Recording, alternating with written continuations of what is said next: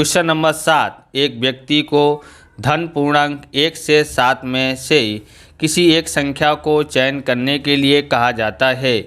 यदि उसके द्वारा चयन की गई संख्या विषम संख्या हो तो वह इनाम का पात्र होता है। यदि इस व्यक्ति को 5 प्रयत्न करने को कहा जाए तो वह मात्र एक प्रयत्न में इनाम प्राप्त करने का पात्र बने तो उस घटना की संभावना का मान ज्ञात कीजिए।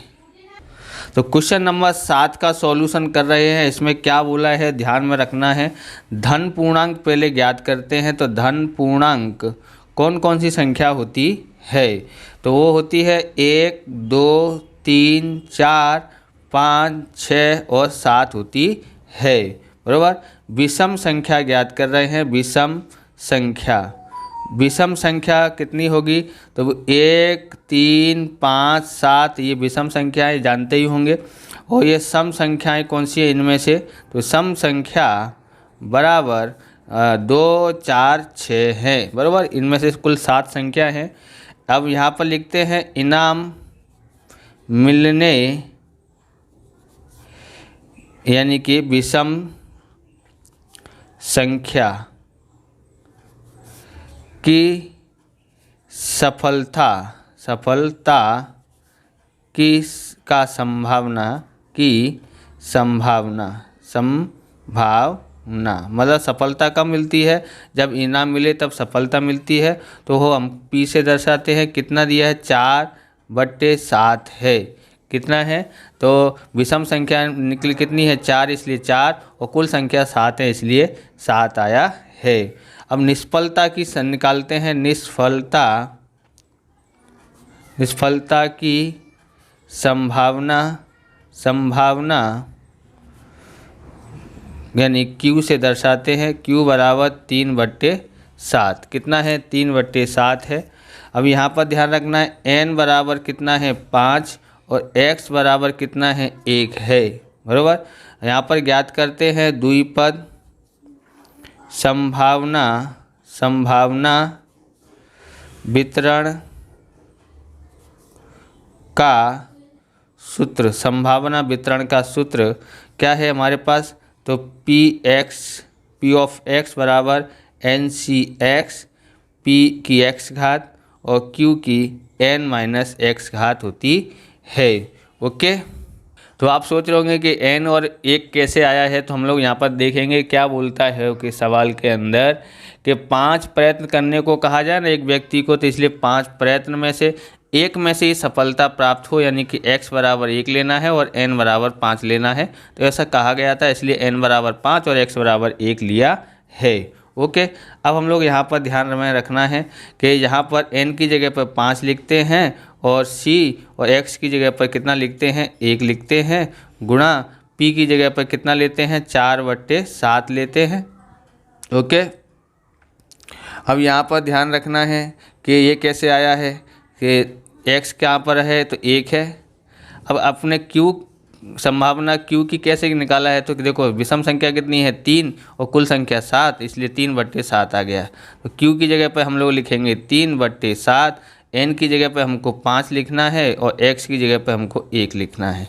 अब इसको ध्यान से समझना है। 5c 1 का मतलब होता है 5 होता है। यहाँ पर इसकी 1 घात है तो 1 घात में कोई फर्क पड़ता नहीं, उतना ही होगा। यहाँ पर 3 की 7 घात है। 3/7 की कितनी घात हो जाएगी? यहाँ पर 5 में से 1 घटाएंगे तो 4 घात हो जाती है। तो 5 गुणा 4/7 गुणा 3 की 4 घात होती है तो 81 आता है, और 7 की 4 घात होती है। तो मैं अभी कैलकुलेटर पर कर लेता हूँ, उसके बाद बताता हूँ। तो यहाँ पर आई है कितना आया है? 2401 आया है। कितना आया है? 2401। ओके। अब हम लोग यहाँ पर कर लेते हैं। यहाँ पर हम लोग इन दोनों के गुणा करेंगे तो इन सब का गुणा कर देते हैं, तो इसका आ जाता है 20 का गुणा 81 से करते हैं और 7 का गुणा, तो ये इसका कैलकुलेशन में कर लेता हूँ। तो इन दोनों का गुणा करके हमने लेके आया है कि 1620 आया है। उनका दोनों का गुणा किया है तो कितना आया है? 16807 इसका आंसर आता है। आप इस प्रकार के वीडियो देखना चाहते हैं तो डिस्क्रिप्शन में आपको प्लेलिस्ट मिल जाएगी अलग अलग चैप्टरों की, वहाँ से आप देख सकते हो। चैनल पर नए चैनल को सब्सक्राइब कर सकते हो, क्योंकि हम इस प्रकार के वीडियो आपको के लिए लेके आते रहेंगे। और वीडियो को लाइक भी करना, जिससे हमको मोटिवेशन मिलता रहे। तो क्वेश्चन नंबर 8 है, एक द्विपद वितरण का माध्य और विचरण क्रमशः 2 और 6, 5 है, तो उस द्विपद वितरण हेतु P(1) तथा P(2) की गणना कीजिए। तो यहाँ पर दिया गया है, क्या क्या दिया है, तो हमारे पास यहाँ पर दिया है माध्य कितना दिया है, तो NP दिया है। कितना दिया है, NP बराबर कितना दिया है, 2। विचरण, तो विचरण निकालते हैं, तो विचरण का सूत्र है NPQ बराबर 6/5 है। ओके, हमको P(1) ज्ञात करना है, P(2) ज्ञात करना है। ओके, अब यहाँ पर सबसे पहले हम लोग यहाँ निकालते हैं निष्फलता की संभावना ज्ञात करते हैं, यानी Q जो है वो, बराबर। कैसे ज्ञात कर सकते हैं, तो देखेंगे यहाँ पर। तो हमें ज्ञात कर सकते हैं यहाँ पर NPQ बराबर 6/5 है। ओके, अब ध्यान से समझोगे यहाँ पर क्या है, NP की कीमत दी है, तो NP की जगह पर 2 लिखते हैं और यहाँ पर Q 6/5। अब यहाँ पर Q बराबर 6/5, ये कहाँ जाएगा, तो ये गुणा में है, इधर भाग में आ जाएगा, नीचे आ जाएगा, बराबर। 2 तिया 6, यानी कि Q बराबर हमारे पास कितना आया, 3, और यहाँ पर 5, 3/5 आ जाता है। ओके, ऐसे ही हम यहाँ पर क्या ज्ञात करते हैं, सफलता की संभावना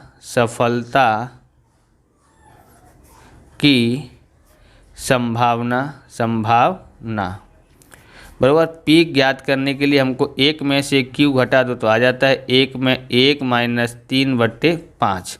इस तरह से P बराबर 5 × 1 = 5, 5 में से 3 घटाओगे तो 2, 2/5 आ जाता है। ओके, अब हम लोग यहाँ पर N की गणना करते हैं। N की गणना, तो N कैसे निकाला जा सकता है, तो यहाँ पर देखो NP बराबर कितना दिया था, 2 दिया था ना ऊपर। NP बराबर कितना दिया है, यहाँ पर 2 दिया है। ओके, अब हम लोग आगे करते हैं, तो ज्ञात करते हैं। यहाँ पर P बराबर हमने ज्ञात कर लिया है, कितना है, 2/5 है, बराबर यहाँ पर 2 है। अब यहाँ पर P बराबर, यहाँ पर N आएगा, क्या आएगा, यहाँ पर P की कीमत रखी ना 2/5, तो यहाँ N बराबर कितना आता है, तो N बराबर हमारे पास आता है यहाँ पर 2, ये उधर जाता है तो ऊपर हो जाता है और ये नीचे आ जाता है, इसलिए NP बराबर कितना होता है, तो NP बराबर हमारे पास 2 से 2 कट गया, कितना आया, 5 आया। N कितना आया है, तो हमारे पास 5 आया है। तो अब हम लोग क्या ज्ञात करेंगे, यहाँ पर हमारे पास N भी आ गया, P भी आ गया, Q भी आ गया है। तो अब हम यहाँ पर ज्ञात करेंगे द्विपद संभावना वितरण का सूत्र लगाते हैं। क्या होगा, तो Px बराबर NCx Px और Qn-x होता है। तो यहाँ पर ध्यान में रखना है, हमको कितना लेना है, 1, बराबर। x बराबर कितना लेना है, 1 लेना है और 2 लेना है, तो पहले 1 की कीमत रखते हैं। n बराबर 5 आया, इसकी जगह पर 5, और c की जगह पर c, x की जगह पर 1। ओके, अब उसके बाद हमको क्या लेना है, p बराबर हमारे पास 2/5 था, उसकी घात कितनी थी, तो 1, क्योंकि x बराबर 1 है ना। ऐसे ही q बराबर लिखते हैं, तो q की 3/5 है, n कितना है, 5, और x बराबर 1 है, बराबर 5c 5 कितना होता है, तो 5 हो जाता है। ओके, कितना होता है, 5। अब हम आगे ज्ञात करते हैं, और यहाँ पर हमारे पास क्या आएगा, गुणा, और 2/5 की 1 घात है तो 2/5 आता है। यहाँ पर हमने 1 लिखा है, तो 3/5 की कितनी घात रहेगी, यहाँ पर 4 घात रह जाती है, बराबर 5 से 5 कट गया, 2 गुणा 3 की 4 घात होगी तो 81 आता है, 5 की 4 घात होती है तो 625 आता है, ये तो आपको याद होगा ही, बराबर। अब हम लोग यहाँ पर ज्ञात करते हैं, इनका गुणा कर देते हैं, 2 एकम 2, 2 अट्ठे 16 बट्टे में 625। ऐसे ही हम लोग ज्ञात करते हैं P2। ओके, P2 ज्ञात करते हैं तो यहाँ से हम देखते हैं कि 5 की जगह पर 5 और सिर्फ 1 की जगह पर जहाँ x लिखा है वहाँ बदल जाएगा, यहाँ 2 आ जाएगा। अब यहाँ पर P है 2/5, उसकी कितनी घात है तो x घात है, x की घात यहाँ पर x की जगह पर 2 लिखना है। फिर Q बराबर 3/5 है, n है यहाँ पर, n की जगह पर कितना लिखेंगे 5 और x की जगह पर 2 लिखना है। बस अब हमको करना है आराम से। 5C2 का कितना कीमत होता है 10 होता है। ओके, गुणा 2 का वर्ग करते हैं 4, 5 का वर्ग करते हैं तो कितना आ जाता है 5 का वर्ग 25। अब ध्यान रखना है यहाँ पर कितनी घात बचेगी 3, बराबर। 3 की 3 घात होगी तो कितना आता है 27 आता है। यहाँ पर 5 की 3 घात होती है तो 125 आता है। ओके, हम काट डालते हैं यहाँ पर इसको, 5 से काटते 5 पंजा 25 है ना, और 5 दूनी 10, सबका गुणा कर देते हैं। यहाँ पर 4 दूनी 8, 8 का गुणा इससे करते हैं तो 216 आता है। 125 पंजे 625 आता है। ये इसका आंसर है। अगला क्वेश्चन देखते हैं। क्वेश्चन नंबर 9 है, एक सेब के बॉक्स में 10% सेब सड़े हैं। बॉक्स में यादृच्छिक रूप से पूर्ति सहित चयन किए गए 6 सेब में से बराबर आधी संख्या के सेब सड़े मिले, उसकी संभावना ज्ञात कीजिए एवं सड़े सेब की संख्या का विचरण प्राप्त कीजिए। क्वेश्चन नंबर 9 कर रहे हैं हम यहाँ पर। देखो यहाँ पर हमने निष्फलता की संभावना हमने Q माना है, बराबर। तो उसको 10/100 बराबर 0.1 होता है। मतलब किसको निष्फलता माना है, सड़े हुए सेब निकले उसको हमने निष्फलता माना है। आप चाहे तो सड़े हुए सेब निकले उसको सफलता मान करके ये 10/100 लिख सकते हैं, ज़्यादा कुछ फ़र्क पड़ता नहीं है। एक सफलता और एक असफलता मानना है तो हम सफलता किसको मानते हैं, सफलता की संभावना हम किसको मानते हैं तो यहाँ P से दर्शाएंगे। तो कैसे ज्ञात करेंगे, Q बराबर तो यहाँ पर देखो यहाँ पर क्या होता है, 1 में से Q घटा दो। ओके, तो हमको क्या करना है 1 माइनस 0.1 घटा दो तो हमारे पास 0.9 आ जाता है। तो सफलता किसको माना है, अच्छे से मिले, बराबर। तो बहुत से जगह पर क्या करते हैं कि सड़े हुए को सफलता और अच्छे को निष्फलता मान के भी कर लेते हैं तो भी आंसर सही आता है। दोनों रीत सही है। अब यहाँ पर ध्यान रखना है, अब यहाँ पर लिखा क्या है, 6 सेब में से बराबर आधे सेब सड़े निकले तो यानी n बराबर 6 है और आधे सेब बराबर कितना होता है तो 6 का आधा होता है 3, x बराबर 3 लेना है। अब यहाँ पर लिखते हैं द्विपद संभावना वितरण का सूत्र, द्विपद संभावना वितरण का सूत्र यानी P ऑफ x NC(x) लेते हैं, Px Q n minus x बराबर यहाँ पर Px बराबर 3 लेना है, 6 n की जगह पर और x की जगह पर 3, P की जगह पर हमको लेना है कितना 0.9। आप ये 9/10 भी ले सकते हैं की घात कितनी है 3, क्योंकि x बराबर 3 लेना है। अब गुणा कर देते हैं, यहाँ पर Q बराबर 0.1 है और n बराबर 6 है, -3 करते हैं बराबर 6C3 का कीमत कितना होता है तो 20 होता है। कैसे किया तो यहाँ पर देखते हैं कैसे करते हैं।